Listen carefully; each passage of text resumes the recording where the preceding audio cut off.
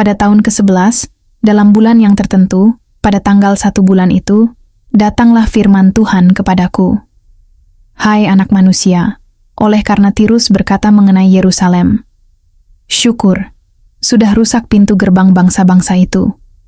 Ia akan beralih kepadaku, sehingga aku menjadi penuh, tetapi ia menjadi reruntuhan. Oleh sebab itu beginilah firman Tuhan Allah. Lihat, aku menjadi lawanmu, hai Tirus. Aku akan menyuruh bangkit banyak bangsa melawan engkau, seperti lautan menimbulkan gelombang-gelombangnya. Mereka akan memusnahkan tembok-tembok Tirus dan meruntuhkan menara-menaranya. Debu tanahnya akan kubuang sampai bersih daripadanya, dan akan kujadikan dia gunung batu yang gundul. Ia akan menjadi penjemuran pukat di tengah lautan. Sebab aku yang mengatakannya, demikianlah firman Tuhan Allah. Ia akan menjadi jarahan bagi bangsa-bangsa. Dan anak-anaknya perempuan yang tinggal di daratan akan ditewaskan dengan pedang. Dan mereka akan mengetahui bahwa akulah Tuhan, sebab beginilah firman Tuhan Allah. Sungguh, aku membawa dari utara Raja Nebukadnezar, Raja Babel, raja segala raja untuk melawan Tirus dengan memakai kuda, kereta, pasukan berkuda, dan sekumpulan tentara yang banyak. Anak-anakmu perempuan yang tinggal di daratan akan dibunuhnya dengan pedang. Ia akan menimbun tembok pengepungan dan menyusun alat-alat pendobrak dan memasang perisai melawan engkau. Tumbukan alat pendobraknya akan dilancarkan terhadap tembok-tembokmu, dan menara-menaramu akan dirobohkan dengan beliung-beliungnya. Kudanya adalah begitu banyak, sehingga engkau akan ditutupi oleh abu. Karena derap pasukan berkudanya dan kertak roda keretanya tembok-tembokmu akan gemetar. Kalau ia memasuki pintu-pintu gerbangmu, seperti orang memasuki kota yang sudah terbuka karena pendobrakan. Dengan kaki kuda-kudanya ia hendak menginjak-injak semua jalan-jalanmu, rakyatmu akan dibunuh dengan pedang, dan tugu-tugu yang kau andalkan akan dirobohkan ke tanah. Mereka akan merampas kekayaanmu dan menjarah barang-barang perniagaanmu. Mereka akan meruntuhkan tembok-tembokmu dan merobohkan rumah-rumahmu yang indah. Batumu, kayumu, dan tanahmu akan dibuang ke dalam air. Aku akan mengakhiri keramaian nyanyianmu, dan suara kecapimu tidak akan kedengaran lagi. Aku akan menjadikan engkau gunung batu yang gundul, dan dengan demikian engkau akan menjadi penjemuran pukat, sehingga engkau tidak akan dibangun kembali, sebab aku, Tuhanlah yang mengatakannya. Demikianlah firman Tuhan Allah. Beginilah firman Tuhan Allah kepada Tirus. Apakah daerah pesisir tidak akan gemetar mendengar derum kejatuhanmu? Kalau orang-orang yang berebahan mengerang karena pembunuhan bersih Maharajalela di tengah-tengahmu? Semua pemuka bangsa-bangsa yang di tepi lautan akan turun takhta dan menjauhkan jubah-jubah kerajaannya dan menanggalkan pakaiannya yang berwarna-warna. Mereka akan diliputi kegentaran dan akan duduk di tanah. Mereka akan gentar senantiasa dan kaget melihat engkau. Dan mereka akan mengucapkan suatu ratapan mengenai engkau, dan akan mengatakan kepadamu, bagaimana engkau, hai kota yang terpuja, hilang dari lautan, kota yang berkuasa di laut.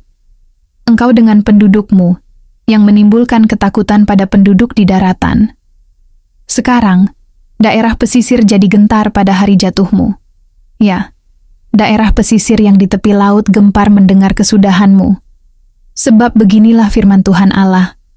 Pada saat aku menjadikan engkau kota reruntuhan, seperti kota-kota yang tidak berpenduduk lagi. Kalau aku menaikkan pasang samudera raya atasmu dan air banjir menutupi engkau, maka aku akan menurunkan engkau, supaya engkau bersama-sama di sana dengan orang-orang yang turun ke liang kubur, kepada bangsa dahulu kala, dan aku akan membuat engkau tinggal di bumi yang paling bawah seperti reruntuhan dahulu kala, bersama dengan orang-orang yang turun ke liang kubur, supaya engkau jangan lagi didiami orang dan jangan tampil lagi di negeri orang-orang hidup. Aku menentukan bagimu akhir hidupmu yang mendahsyatkan, dan engkau tidak terjumpa lagi. Engkau dicari orang, tetapi tidak ditemui lagi untuk selama-lamanya. Demikianlah firman Tuhan Allah. Saudara-saudari yang terkasih, selamat pagi. Tuhan menyertai kita setiap hari, memberi kekuatan baru di setiap pagi.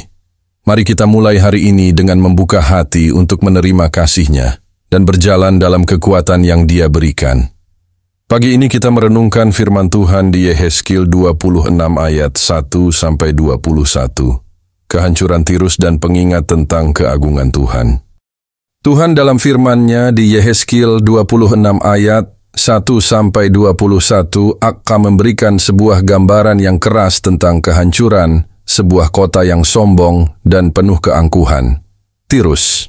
Yehezkiel menubuatkan bahwa kota ini akan jatuh ke tangan bangsa-bangsa besar, dan ia akan dihancurkan hingga menjadi reruntuhan. Kenapa? Karena Tirus, yang pada masa itu merupakan pusat perdagangan dan kemakmuran, merasa aman dalam kekuatannya sendiri dan meremehkan Tuhan. Tirus mungkin merasa tidak terkalahkan dengan tembok-tembok kokoh dan perdagangan yang melimpah. Mereka berpikir bahwa tidak ada yang bisa menjatuhkan mereka. Namun, dalam ayat-ayat ini, Tuhan menunjukkan bahwa segala kekuatan manusia, kemakmuran materi, dan kebanggaan diri tidak ada artinya di hadapannya. Yehezkiel menyampaikan bahwa kehancuran Tirus bukanlah sesuatu yang bisa dihindari. Kejatuhan mereka akan datang melalui tangan bangsa-bangsa yang akan menyerbu mereka, dan kota ini akhirnya akan menjadi tempat yang tidak bisa dihuni lagi. Tirus, yang dulu megah, akan menjadi kenangan masa lalu yang tidak lagi dikenang. Pernyataan Tuhan ini mengingatkan kita bahwa tidak ada yang kekal di dunia ini, kecuali Tuhan sendiri.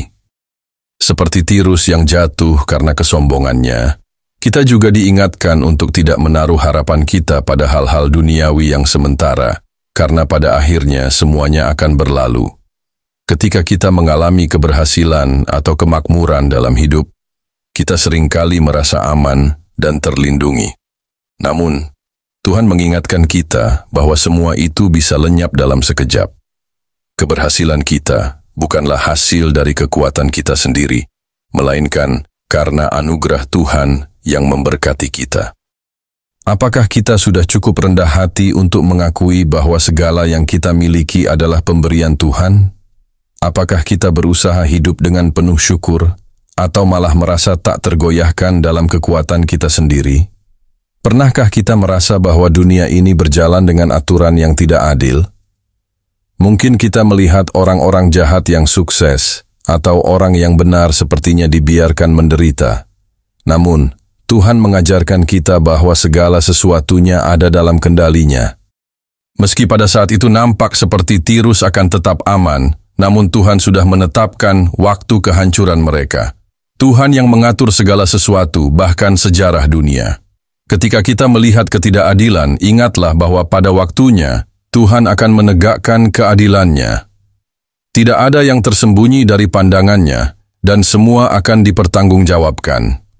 Melalui nubuatan Yehezkiel terhadap Tirus, kita diajak untuk merenungkan hidup kita masing-masing. Apakah kita hidup dengan bergantung pada Tuhan, atau kita cenderung mengandalkan kekuatan dan kebanggaan kita sendiri? Tuhan ingin kita belajar dari kejatuhan Tirus untuk tidak terlalu mencintai dunia ini, tetapi untuk berfokus pada kekekalan yang hanya ditemukan dalam Tuhan. Yehezkiel 26 mengingatkan kita akan pentingnya rendah hati dan bergantung pada Tuhan dalam segala aspek kehidupan. Keberhasilan kita haruslah membawa kita semakin dekat kepada Tuhan, bukan menjadikan kita sombong atau terlena. Semua yang kita miliki adalah milik Tuhan, dan hanya Dia yang berkuasa atas segala sesuatu. Mari kita hidup dengan hati yang bersyukur dan senantiasa ingat bahwa kehidupan ini hanyalah sementara. Tuhan adalah sumber segala sesuatu, dan kepadanyalah kita patut menyembah dan berharap. Yehezkiel 26 juga memberi kita gambaran tentang sejarah sebagai alat pembelajaran. Peristiwa kehancuran yang menimpa Tirus tidak hanya menjadi catatan sejarah, tetapi juga mengajarkan kita nilai-nilai penting seperti kerendahan hati dan ketergantungan pada Tuhan. Tirus, yang dulu menjadi pusat kemakmuran dan kebanggaan, akhirnya hancur karena keangkuhan dan kebergantungannya pada kekuatan duniawi. Sebagai orang percaya, kita diajak untuk tidak mengulangi kesalahan yang sama. Apakah kita sudah belajar dari kisah-kisah dalam Alkitab? Setiap peristiwa dalam firman Tuhan adalah pelajaran untuk kita. Jika Tuhan menghancurkan Tirus karena kesombongannya, Bagaimana dengan kita yang hidup dalam dunia modern ini? Apakah kita juga merasa terlena dengan semua kemewahan dan kesuksesan yang kita miliki?